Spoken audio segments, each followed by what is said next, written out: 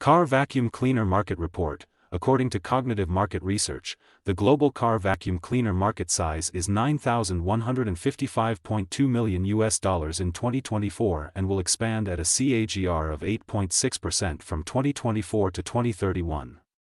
North America held the major market of more than 40% of the global revenue with a market size of $3,662.08 million in 2024 and will grow at a CAGR of 6.8% from 2024 to 2031.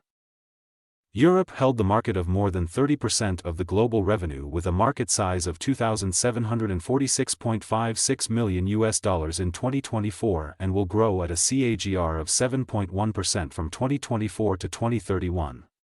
Asia Pacific held the market of around 23% of the global revenue with a market size of $2,105.70 million in 2024 and will grow at a CAGR of 10.6% from 2024 to 2031.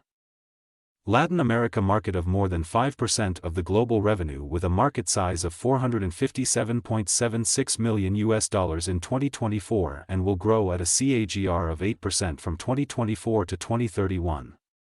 Middle East and Africa held the major market of around 2% of the global revenue with a market size of $183.10 million in 2024 and will grow at a CAGR of 8.3% from 2024 to 2031.